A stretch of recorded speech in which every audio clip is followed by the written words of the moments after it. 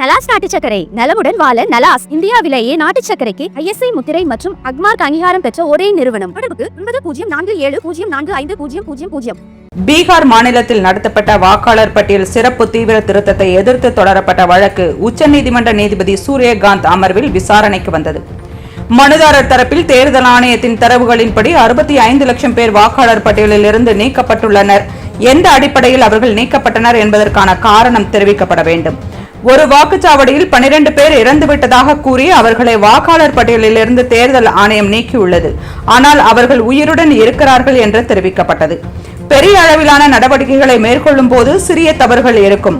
உயிருடன் இல்லாதவர்களின் பெயர்கள் வாக்காளர் பட்டியலில் இருப்பதை எப்படி ஏற்றுக்கொள்ள முடியும் என்று தேர்தல் ஆணையம் தரப்பில் வாதிடப்பட்டது.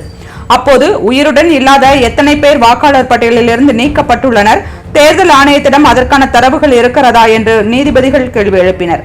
இப்போது வெளியிடப்பட்டது வரைவு பட்டியல்தான். பிரச்சனை இருந்தால் சம்பந்தப்பட்டவர்கள் தேர்தல் ஆணையத்தை அணுகுவதற்கு வழிவகை செய்யப்பட்டுள்ளது என்று தேர்தல் ஆணையம் பதிலளித்தது.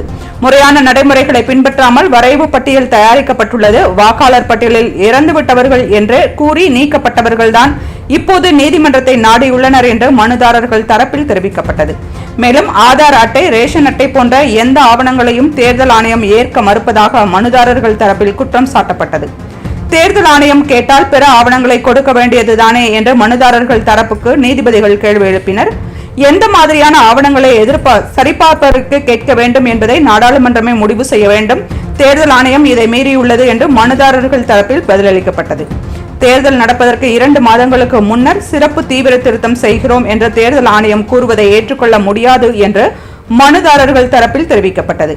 குடியுரிமை வழங்குவதோ பறிப்பதோ நாடாளுமன்றத்தின் அதிகாரம்தான். ஆனால் குடிமக்களை வாக்காளர் பட்டியலில் சேர்ப்பதும் குடிமக்கள் இல்லாதவர்களை நீக்குவதும் தேர்தல் ஆணையத்தின் அதிகாரத்திற்கு உட்பட்டது என்று நீதிபதிகள் திட்டவட்டமாக தெரிவித்தனர்.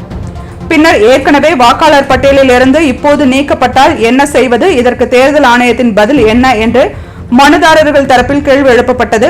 இரு தரப்பு வாதங்களையும் கேட்ட நீதிபதிகள் வழக்கை ஒத்திவைத்தனர். அண்மை செய்தியை பார்த்துக் கொண்டிருக்கிறோம்.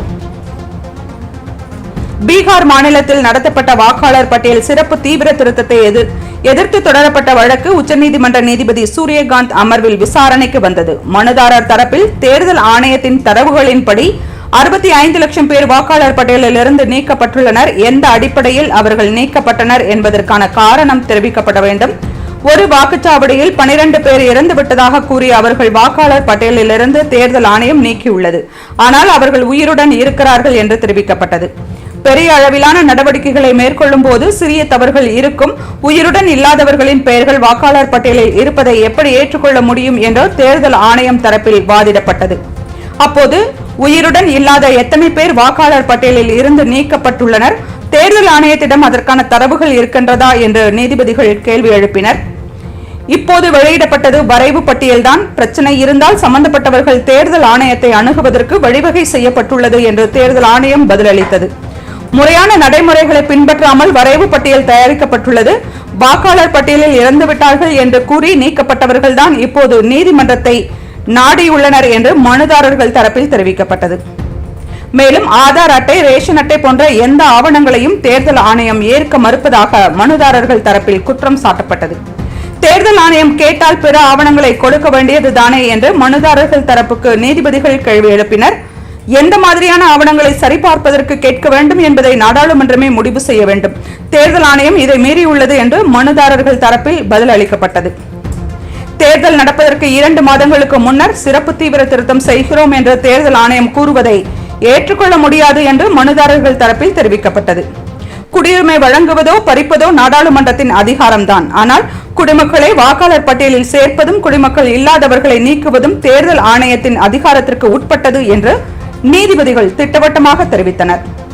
பின்னர் ஏற்கனவே வாக்காளர் பட்டியலில் இருந்து இப்போது நீக்கப்பட்டால் என்ன செய்வது, இதற்கு தேர்தல் ஆணையத்தின் பதில் என்ன என்று மனுதாரர்கள் தரப்பில் கேள்வி எழுப்பப்பட்டது. இரு தரப்பு வாதங்களையும் கேட்ட நீதிபதிகள் வழக்கை ஒத்திவைத்தனர்.